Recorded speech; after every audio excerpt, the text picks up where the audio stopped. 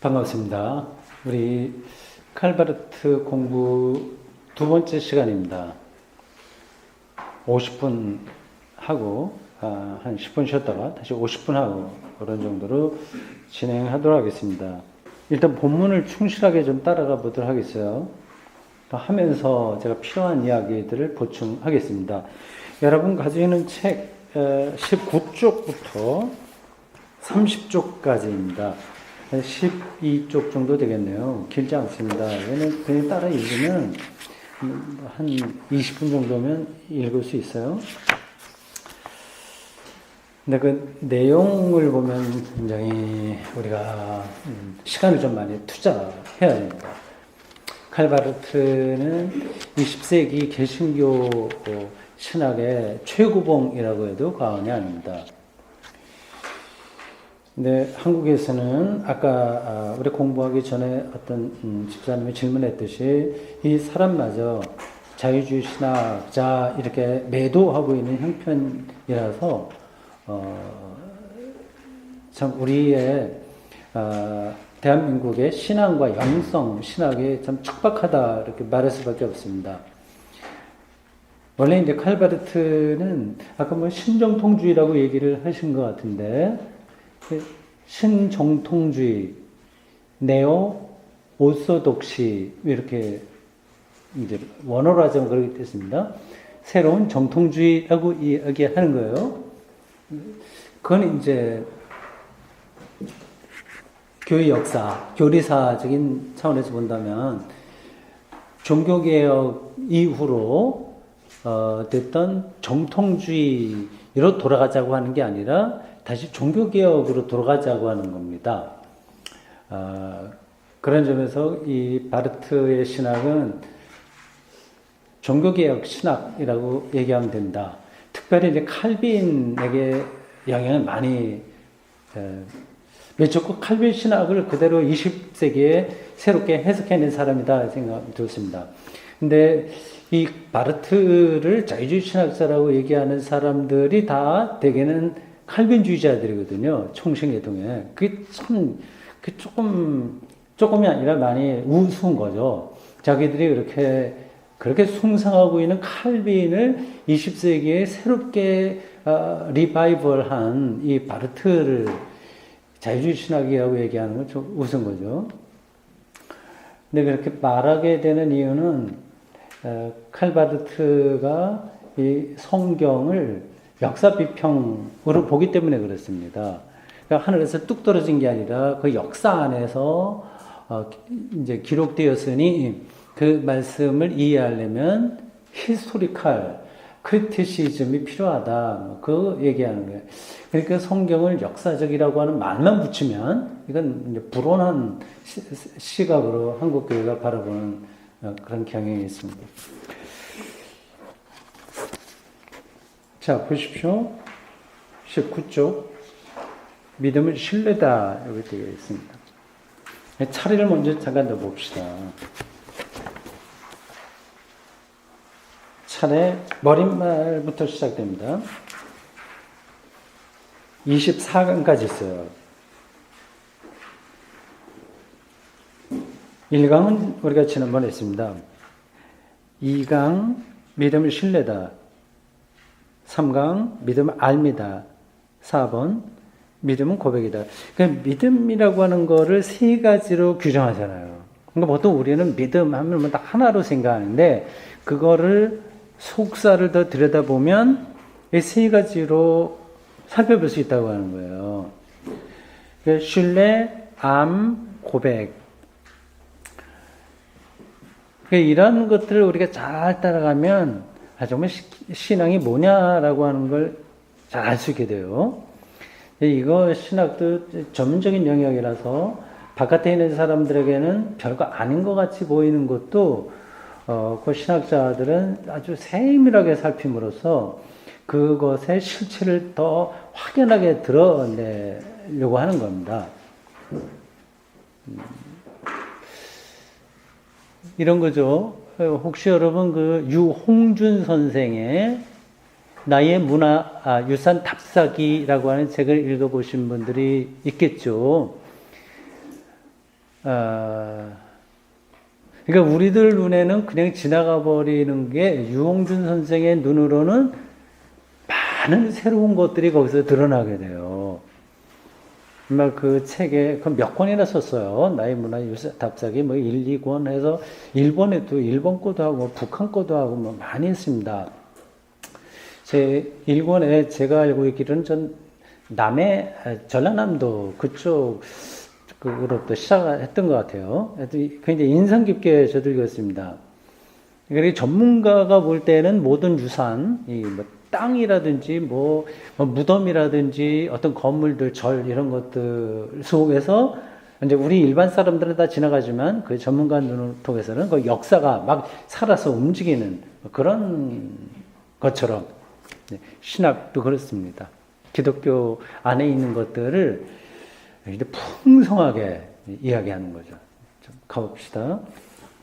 자, 믿음을 세 가지로 이야기한다. 이렇게 전제하고 보시면 되겠습니다.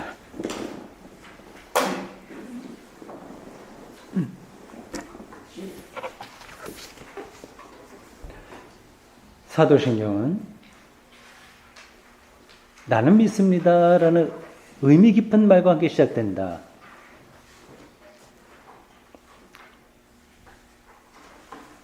나는 믿습니다로 시작해요.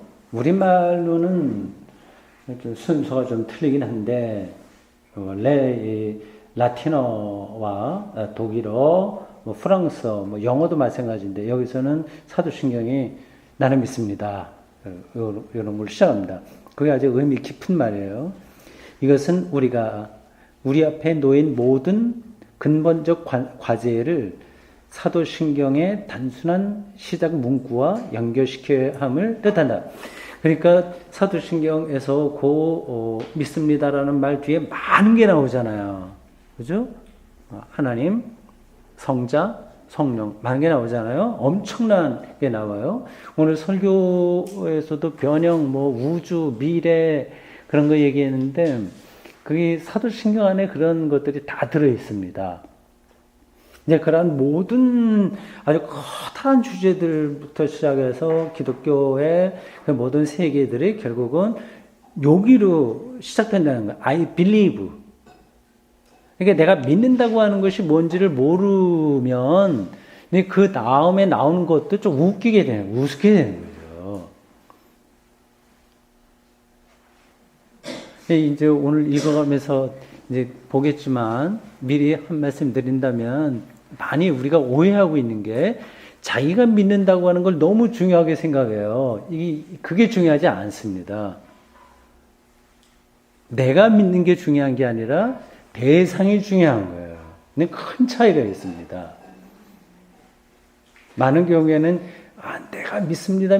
자꾸 이렇게 생각을 함으로써 내가 믿음이 있는 것처럼 그렇게 말하지 않습니까? 네. 우리는 믿음의 본질을 서술하는 세 가지 도입 명제들과 함께 시작한다. 세 가지 명제라고 있습니다. 거기 다음에 나오는 그 고딕체로 기록된 그 문장이 전체의 핵심 요지라고 할 수 있습니다. 자, 그거 한번 같이 읽어볼까요? 고딕 글씨로 된 거 읽어보겠습니다. 그리스도교적 믿음은 만남의 선물, 인간들은 이 만남 안에서 자유롭게 된다. 그리고 은혜의 말씀, 하나님께서 이 말씀을 예수 그리스도 안에서 하셨다를 다음의 방식으로 듣는다. 그것은 그 선물과 하나님 약속과 인도를 그것에 반대하여 말하는 모든 것에도 불구하고 유일해적, 배타적, 전적으로 굳게 붙드는 방식이다. 일단 은혜롭죠? 아저씨는. 예. 무슨 말인지 모르겠지만 일단 그럴듯하게 보이는 것 같습니다. 이게 어떤 뜻인지를 이제 설명하는 거예요. 바르트가. 그리스도교적 믿음, 기독교의 믿음, 그리고 우리가 확정했던 대로 교의학의 시동, 첫 출발이고 의미 근거인 교회적 선포는 무엇인가를 추구한다.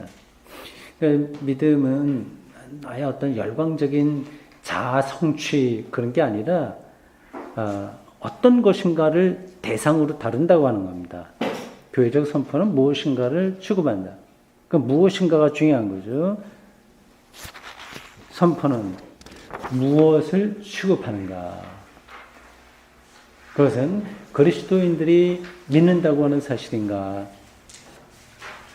혹은 어떻게 믿는가에 대한 사실인가. 실제로 우리는 믿음의 주체에 대한 사실을 선포해서 완전히 배제할 수 없다. 믿음의 주체. 내가 믿는다 보통 얘기하지 않습니까? 그런 것들을 완전히 배제할 수는 없는 거예요. 내가 믿지 뭐 누가 믿습니까? 복음이 선포되는 곳에 그 복음을 듣고 수용했던 사람들이 존재한다는 사실은 필연적으로 함께 선포될 것이다. 그렇죠. 사도신경에 포함됐던 사람들, 그 사람들이 그때 살았다고 하는 걸 전제하는 거예요. 그러니까 예수를 믿고 따랐던 제자들도 있는 거예요. 그런 것들 다 빼버리고 뭐 기독교 신앙이 성립되는 것은 아닙니다. 그런 점에서 믿음의 주체, 누가 믿느냐 하는 것은 무의미한 건 아니죠. 그건 필요합니다. 그런 전통 가운데서 기독교가 내려왔습니다. 그러나 우리가 믿는다는 주관적인 사실은 내가 믿는다고 할 때를 말하니까 주관적인 거예요. 그러니까 교회 밖에 있는 사람들이 믿는 건 아니지 않습니까? 뭐 부부 사이라도 그걸 대신할 수 있는 건 아닙니다. 이건 분명히 주관적인 사건이에요. 우리가 믿는다 혹은 내가 믿는다라고 하는 사실은 교회 선포의 중심이 되는 저 우월하고 본질적인 객관적 사실과 비교할 때 언제나 퇴각해야 하는 작고 중요하지 않은 사실이다. 무슨 말인지 아시겠죠? 그러니까 내가 믿는다고 하는 거는 상대적인 거예요. 내 믿음이 있다고 하는 걸 그렇게 너무 신뢰하지 마시기 바랍니다. 반대로 이거는 내가 믿음이 없는 것 같아도 그래도 너무 그걸 실망할 필요도 없어요. 이거는 분명히 누가 믿느냐 하는 거, 신앙의 주체라고 하는 게 무의미한 것은 아니지만 다른 것이 너무 엄청나기 때문에, 그 대상이 너무 엄청난 거기 때문에 이 내가 믿는다고 하는 사실은 계속해서 이거는 이렇게 줄어들어야 된다고 하는 거죠. 말도 되지 않는 것을 자기가 믿는다고 해서 자기의 믿음을 막 이렇게 나팔 불고 하는 거 많이 있지 않습니까? 그런 점에서 하여튼 한국교회에서는 믿음을 너무 자랑합니다. 여러 가지 차원에서요.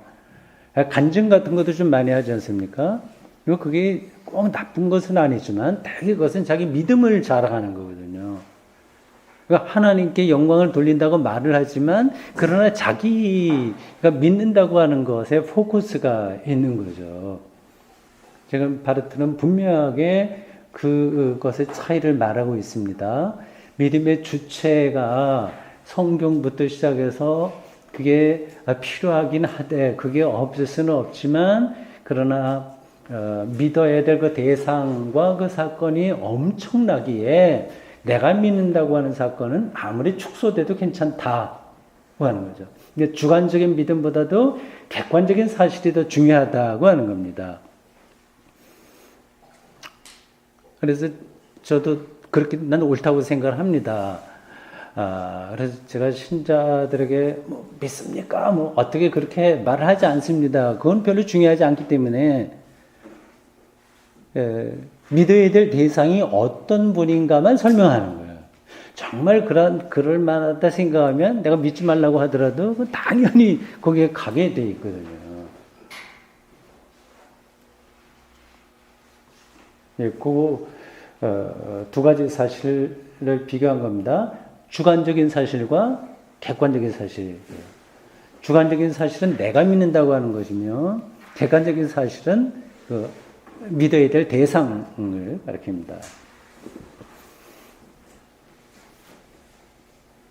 이 우월하고 본질적인 것은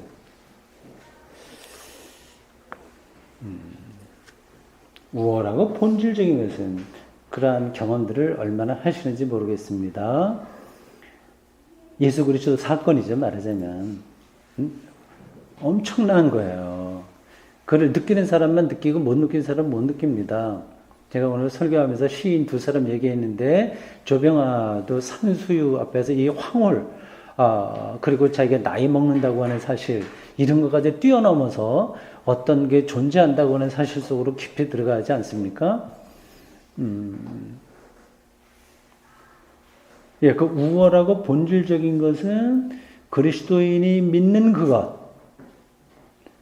그의 믿음의 내용과 대상으로 확증되어야 되고 선포되어야 하는 것이며, 다시 말해서 나는 성부, 성자, 성령 하나님을 믿습니다 라고 고백하는 사도신경이 취급하는 객체다. 객관적인 대상이다 하는 거죠. 통속적으로 우리는 그 고백을 믿음이라고 부르는데, 그 믿음에서 우리가 믿는다는 주관적인 사실은 다만 최소한도로만 이해되어야 한다. 주관적인 것은 최소화되어야 된다고 하는 거죠. 오히려 그리스도교적 믿음에서 결정적으로 중요한 것은 만남이다. 만남. 그냥 쉽게 생각해 봅시다. 이게 만남이 뭐예요? 누가 만나는 거예요? 그냥 쉽게. 여기 왜 만남이라고 그랬어요? 이건 신학적인 용어도 아니에요, 어떻게 보면요. 만난다고 해요. 이 만남이 왜 이렇게 결정적으로 중요한 걸까요? 네, 그렇죠. 하나님 사건을 만나는 거지. 네. 예수 그리스도 사건을 만나는 거죠. 주관적인 그거는 아주 최소한도로 이해되고, 그거 없으면 안 돼. 있어야 돼. 그래. 최소화되고, 기독교 신앙에서 결정적으로 중요한 것은 만남이다. 하나님 사건과의 만남이다. 나는 무엇을 믿습니다. 라고 신앙 고백은 말하는데, 독일어로 거기 돼 있죠. Ich glaube an에 되어 있습니다. an은 전치사예요. an. 전치사, 독일어 an은 조금 특이합니다. 옆에라고 하는 전치사예요. 근데 이 독일어로 이 전치사 옆에라고 하는 것이 두 개가 있어요. 전치사죠. 위에, 옆에, 안에 이런 것들이 다 전치사입니다. 근데 옆에라고 하는 독일어 전치사가 두 개입니다. 하나는 네벤이고, N-E-B-E-N, 요거고, 또 하나가 안입니다. 이 네벤이라고 하는 것은 좀 그냥 옆에 있는 걸 그냥 얘기하는 거예요. 좀 떨어져서, 이 책상 옆에 누가 있다 하고 할 때, 그냥 그렇게 말합니다. 근데 안이라고 하는 것은 딱 붙어 있을 때만 얘기해요. 여기 딱 붙어. 옆에 붙어 있는 것을 말할 때 안이라고 하는 전치사를 씁니다. 그 우리나라 말하고 그런 독일어나 프랑스 말의 차이가 있는 거예요. 그쪽 사람들은 굉장히 과학적인 것 같아요. 그러니까 저 사람이 저 책상 옆에 앉아 있는데 진짜 붙어 있는지 약간 떨어져 있는지를 전치사로 확실하게 구분을 합니다. 그 외국어 이제 또 좋다고 하는 뜻으로 드리는 건 아니고 특징들의 차이가 있는 거예요. 그래서 그쪽에는 시제, 요 문장이 현재냐, 과거냐, 완료형이냐, 과거 완료냐 이런 것들이 굉장히 명확하게 나타나는 반면에 우리는 대충 그런 것들을 합니다. 안이라고 하는 요 전치사가 특별하게 여기서 붙었어요. 그러니까 안을 빼도 말은 됩니다. 나는 믿습니다. Ich glaube 뭐 이렇게 뭐 나는 너를 믿는다고 하면은 히클라우베 디 뭐 그렇게 하면 됩니다. 너를 믿는다. 근데 여기 아니라고 하는 전치사가 특별히 사도신경에는 들어있는 거예요. 근데 뜻이 있기 때문에 그렇습니다. 여기서 모든 것은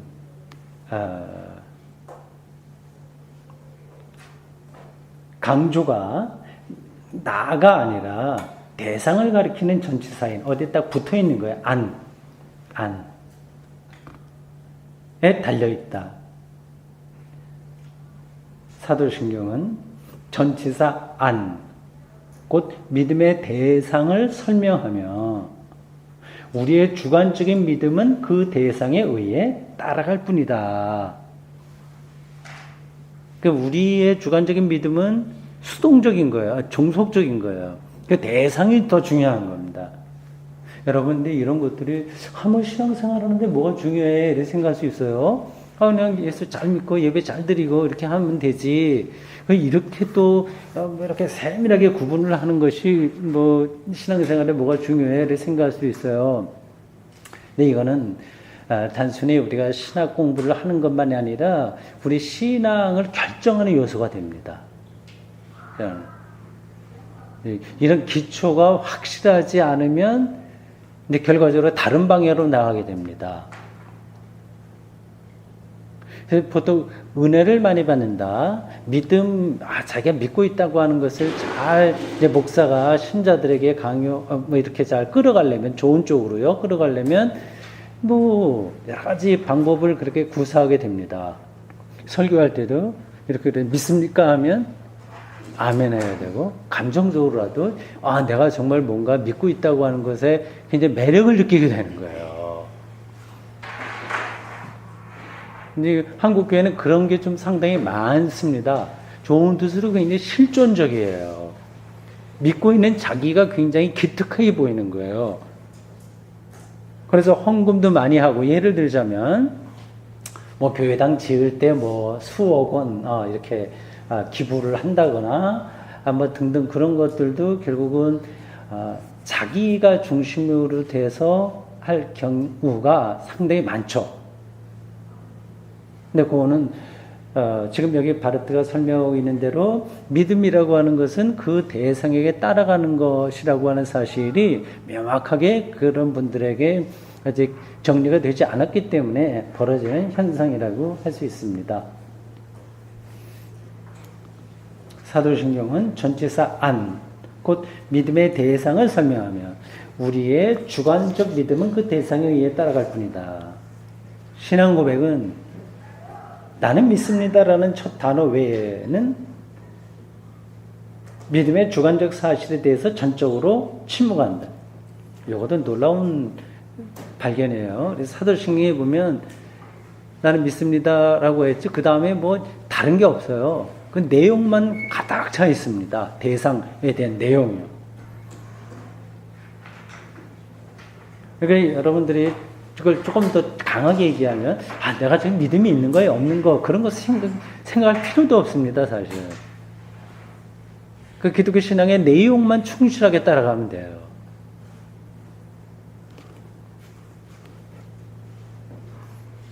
이것은 주목할 만한 것이다.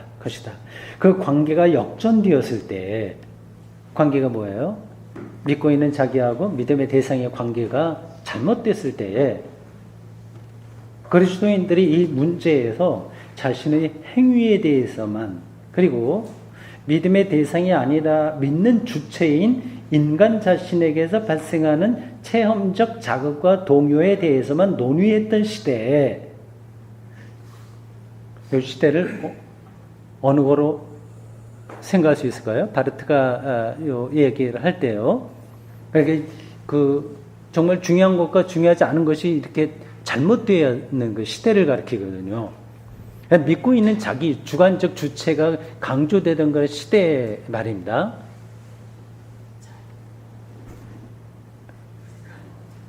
히틀러 시대 독일 교회를 가리킵니다. 그래서 이 히틀러 시대의 독일 교회는 히틀러가 메시아로, 대용품 메시아로 받아들여질 수 있었어요.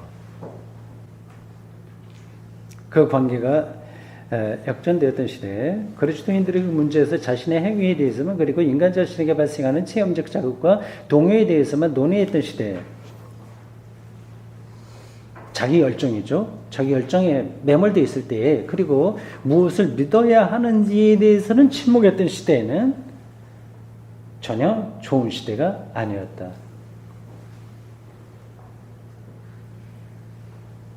무엇을 믿어야 하는지에 대해서는 침묵했던 시대는 전혀 좋은 시대가 아니었다. 잘 생각해 주십시오. 많은 신자들이 여기에 관심이 없어요. 신앙 고백이 나는 믿습니다의 주관적인 측면에 침묵하고 철저하게 객관적 측면에 대해서만 말할 때, 그때 그 고백은 또한 우리 인간에게 관계되는 것, 그리고 우리가 어떻게 존재하고 행동해야 하고 체험해야 하는 것에 대해서도 분명하고 깊고 완전하게 말해준다. 그렇죠? 그러니까 예수 그리스도에게 일어난 사건들을 거기에 전적으로 몰입하게 되면, 그럼 그 다음에는 어떻게 살아야 되는지에 대한 답이 나와요, 안 나와요? 나온다고 하는 거죠. 이게 거꾸로 되면 안 된다고 하는 겁니다. 누구든지 자기 생명을 보존하려는 사람은 잃을 것이요. 성경에 나오는 거예요. 나를 위하여 생명을 잃는 사람은 자기 생명을 얻게 될 것이라는 말은 여기서도 타당하다. 그러니까 여러분들이 사는 것 자체가 불확실할 거예요. 기독교 신앙도 좀 그렇고요. 내가 좀 믿는 거야 아니야 그런 좀 불안한 생각도 있을 텐데요. 죽을 때까지 그런 거를 다 우리가 씻은 듯이 없앨 수는 없습니다. 근데 믿고 여러분들이 그 방향으로 가야 되는데, 여기 성경 구절에 인용한 대로 자기를 스스로 지키려고 하는 것은 결국 잃어버리게 되고요. 생명을 잃는 사람을 얻게 된다고 하는 그 맥락을 잘 이해를 하시기 바랍니다. 그러니까 믿고 있는 내가 중요한 게 아니라 믿어야 될 대상, 지금 반복되는 이야기예요. 거기에 그래도 그게 좀 허전하다. 아무리 많이 알고 그렇게 하더라도 뭔가 뜨거운 게 없어서 좀 그렇게 확실한 것 같지 않다 하는 그런 생각이 들을 수 있는데, 걱정하지 마세요. 그럼 가보십시오. 그래서 우리 교회가 지금 그런 방향으로 가고 있다고 하는 것 동의하시죠? 신자들에게 제가 다른 얘기 전혀 하지 않아요. 어떻게 살아야 되냐, 뭐 해야 되냐 말을 전혀 그런 것에 대해서는 제가 또 관심도 없고요. 그건 여러분들이 알아서 하시는 거고, 그러나 이게 정말 관심이 없는 게 아니라 뭐가 중요한지를 제가 말씀드리는 것 뿐입니다. 그래서 예수 그리스도에게 일어난 사건, 삼위일체 하나님에 대한 사건들이 우리의 영혼에 이렇게 차지하는 것만큼 그 사람은 그렇게 살아가게 되어 있습니다. 그게 이제 생명을 얻는 거예요. 누구든지 주체를 구하고 보존하려고 하는 자는 잃을 것이지만, 객체로 인해서 주체를 버리는 자는 그것을 구원을 얻게 될 것이다. 근데 이게 쉽지는 않습니다.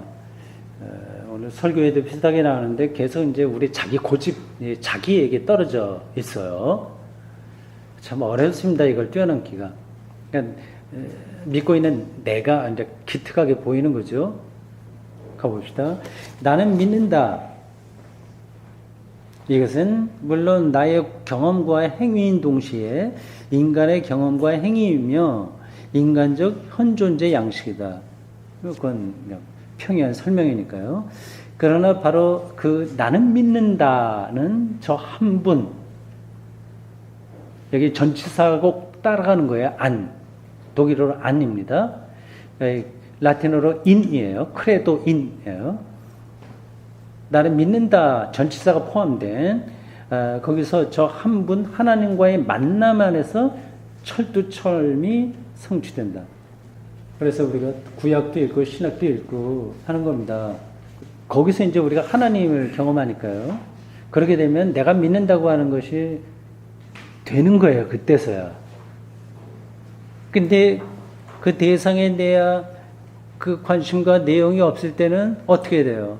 믿게 돼요? 그거는, 거기서는 이제 건강한 믿음이 안 되고 심리적으로 거기에 자기가 묶이는 것뿐입니다. 내가 믿을 때 나는 철두철미 나의 믿음의 대상에 의해서 채워지고 규정된다. 나의 관심사는 믿음을 가진 나 자신이 아니라 오히려 나의 믿음의 대상이신 분이다. 제가 다른 때도 얘기했죠. 결국은 기독교 영성은 무가 되는 거라고. 결국은 무, 자기 축소예요. 그게 쉽진 않아요. 제가 말은 그렇게 하더라도 우리는 본능적으로 자기 중심으로 모든 것을 평가하고 경험하고 재단하는 데 익숙해 있어서 나를 이제 축소시키면 이게 굉장히 허전하게 됩니다. 근데 그거를 통해서만 생명을 얻게 돼요. 이상하죠? 근데 그런 건 이제 경험해 보지 않으면 말로 해봐야 소용이 없습니다. 그때 나는 다음에 대해서도 경험하게 된다. 뭐를요? 내가 그분을 생각하고 그분을 바라볼 때 나는 또한 나 자신을 최고로 잘 보살피게 된다. 당연하죠. 나는 믿는다. 곧 라틴어로 크레도인. 는 내가 혼자가 아님을 뜻한다. 우리 인간은 우리의 영광 혹은 비참 안에서 우리 인생살이가 그렇잖아요. 뭐 올라왔다 내려왔다 하니까 거기서 홀로 존재하지 않는다. 홀로 존재하지 않으면 누가 하고 있습니까? 하나님께서 우리를 향해 다가오시며 우리의 주님과 스승으로서 철두철미 우리를 위해 마주보며 등장하신다. 이게 보여야 돼요. 이게 경험돼야 돼요. 그럼 그런 사람은 외로울 수가 없습니다. 그렇지 않은 사람은 잠깐 좌고 우면하면서 여기저기 다른 걸 많이 찾게 돼요. 채워지지 않는데도 계속 그렇게 됩니다. 하나님이 우리를 향해서 마주 오신다고 하는 그러한 것들을 잘 생각해 보십시오. 우리는 좋은 날이든 힘든 날이든 우리의 올바름 안에서 는 우리가 옳게 살든 타락하든 심지어 타락 가운데서도요. 바로 그 마주대함 안에서 존재하고 행동하고 고난당한다. 놀라운 표현이에요. 그 밑줄 치셔야 돼요. 나는 혼자가 아니다. 오히려 하나님께서 나를 만나시며 나는 이러저러한 모든 상황에서 그분과 함께 있다. 다시 말해서 나는 아버지와 아들과 성령이신 하나님을 믿는다. 그분과 함께 있다고 하는 게 믿는다고 하는 말하고 같은 거죠. 하나님과의 만남은 그분께서 예수 그리스도 안에서 하신 은혜의 말씀과의 만남이다. 믿음은 아버지와 아들과 성령이신 하나님을 다음과 같이 말한다. 믿음의 대상이며 우리와 만나는 분이시다. 그분은 자신 안에서 한 분이며 우리를 위해 자신 안에서 한 분이 되셨으며 영원한 것이면서 동시에 시간의 중심에서 실행된 그분의 결정 곧 은혜의 결의 안에서 새롭게 한 분이 되셨다. 그 표현은 좀 철학적인 거거든요. 로고스 개념 같은 것들이 다 들어와 있는 거기 때문에 그냥 지나가십시오. 거기까지는 우리가 다 따라가지 않아도 되겠습니다. 그 결정은 인간, 곧 모든 인간에 대한 그분의 자유롭고 흠이 없고 조건 없는 사랑의 결정이다. 근데 이렇게 제 읽고 말해도 좀 와닿지 않죠? 이게 실제적으로는요. 그런가? 그렇다고 하니까 그런가 보네. 그렇게 되지만, 그대로 아주 실질적으로 느끼기는 쉽지가 않습니다. 이거는 마치 철없는 아이들이 부모의 사랑을 그러니까 군것질이나 주고 놀아만 주고 해야만 되는 것으로 이해하는 철부지 아이들이 부모의 그 마음을 이해하지 못하는 것처럼 그건 이제 추상적으로 느껴지는 것처럼 우리의 삶이 그렇습니다. 한번 생각해 보세요. 그런 경험 있으신가요? 하나님의 그 결정, 그런 것들이 조건 없는, 흠이 없는, 그리고 자유로운 사랑의 결정이다라고 하는 거죠. 어떻습니까? 이걸 어떤 예를 들어야 되나. 근데 이게 실감이 나지 않으니까요. 그래서 우리가 영혼이 좀 갈급하잖아요. 그래서 좀 특별한 예를 들어야 되겠는데. 근데 하나님의 결정은 다 정말 그 사랑의 결정이라고 하는 이 말이 우리에게 얼마나 실질적으로 전달될 수 있느냐 하는 겁니다. 만약에 제가 금년에 건강 검진을 받아야 돼요. 근데 뭐 위암, 말기, 그래 사기쯤 되나요? 말기 되면 사기. 그 진단이 나서 시한부로 산다고 가정해 볼까요? 그래도 그게 사랑의 결정이라고 우리가 말할 수 있겠습니까? 아닙니까? 그래요, 안 그래요? 있어요? 네. 다행이네요, 뭐, 그럴 수 있습니다. 근데 쉽지는 않을 거예요. 근데 이런 것들은요, 우리 일상에서 경험하는 것들을 다른 겁니다. 일단 그거를 여러분들이 생각해 둬야 돼요. 어떤 절대적인 것이 우리를 감싸고 있으면, 그 죽냐 안 죽냐, 누가 돈 얼마나 잃었냐, 땄냐, 뭐 벌었냐 하는 것들이 너무 작아지는 거야. 내가 얼마나 건강하게 사느냐 하는 것도 아주 작게 되는 거예요. 그러니까 그럼 그게 사랑의 결정인 거죠. 이게 쉽지는 않아요. 제가 자꾸 반복해서 얘기하지만, 어떤 사람들에게는 무슨 말이냐, 그게 말도 안 되는 거, 그건 우리가 다 도사처럼 살아야 되냐, 그건 귀신 신하라 까먹는 소리와 같다. 그렇게 생각될 수가 있어요. 근데 우리가 하나님을 믿는 사람들이기 때문에, 그리고 2000년 동안 기독교 영성이 추구한 그 세계이기 때문에 하나님을 절대적인 생명으로 경험하게 된다면 이게 사랑의 결정으로 받아들여지게 된다니까요. 그럼 세상이 어떻게 보이는 거예요?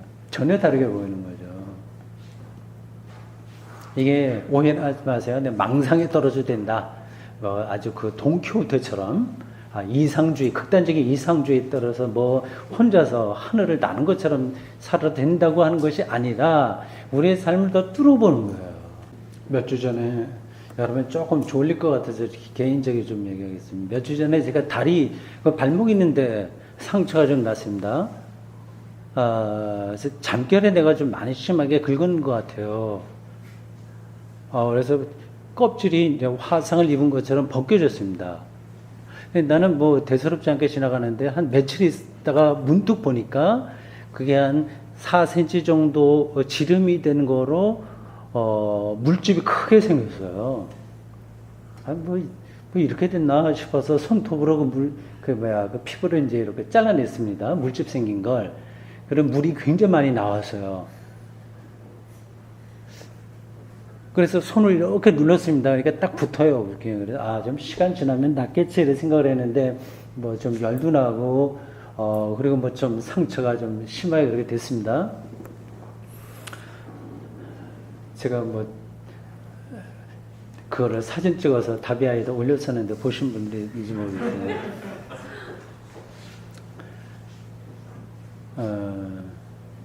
집사람한테 이렇게 이게 잘못하면 이렇게 옷에 스치고 해서 약간 좀 아프기도 하니까 반창고 이런 게 있나 물어보고 나를 줬나 안 줬나 모르겠습니다. 내 상처 보여줬어요. 봤죠? 그래 뭐라고 나한테 얘기했는지 난 기억이 안 나는데 하여튼 놀라긴 좀 놀란 것 같은데 그 다음에 좋지는 안 하고 얘기 다 줄이고요. 병원에 가서 그렇게 해야지 약도 안 먹고 그렇게 하냐 그런 사람도 있어요. 근데 저는 굉장히 자기 합리화를 많이 하는 사람입니다. 일단 이게 크게 불편하지 않고 사는데 그리고 내 백혈구가 균과 싸워서 분명히 이긴다. 그 생각을 하고. 그래서 정 안 되면 그 다음에 이제 병원 가겠다. 요걸 이제 전제하고 있어요. 근데 더 심하게 되지 않고 그래서 좀 낫습니다.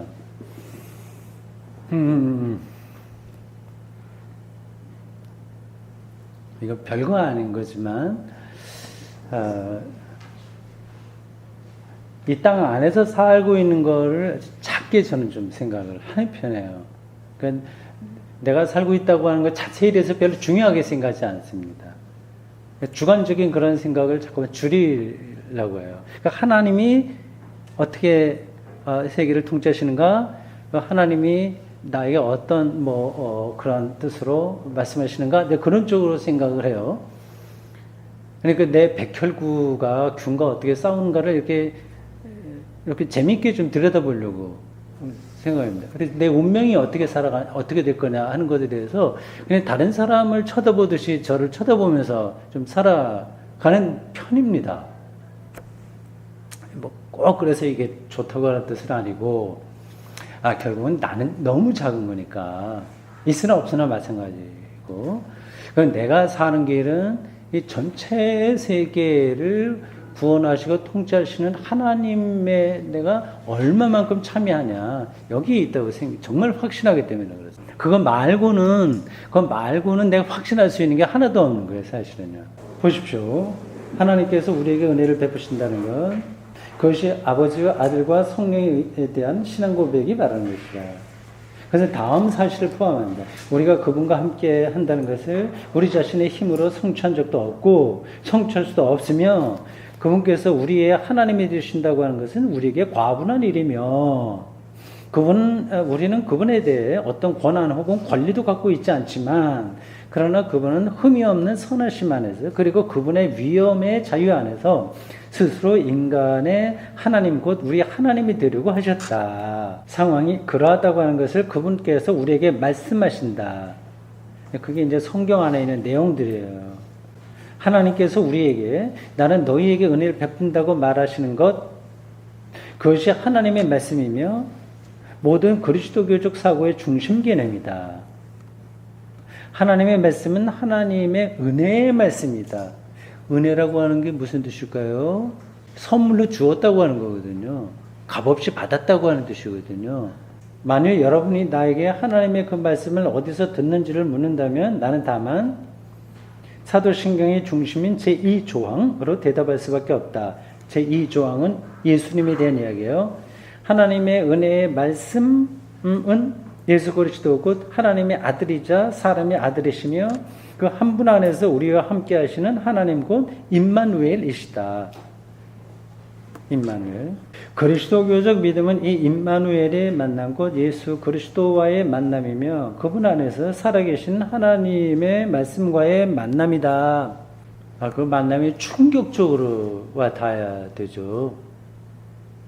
우린 젊었을 때 사랑하는 사람 연애할 때 만나는 것만 하더라도 마음이 아주 굉장히 꽉 찬 느낌 받지 않습니까? 예수 그리스도를 만난다고 하는 것은 그것과 비교할 수 없을 정도의 충만함이죠. 여기 이제 설교조로 들리긴 한데 바르트의 책을 읽기 힘든 게 바로 거기에 있습니다. 설교 같아요.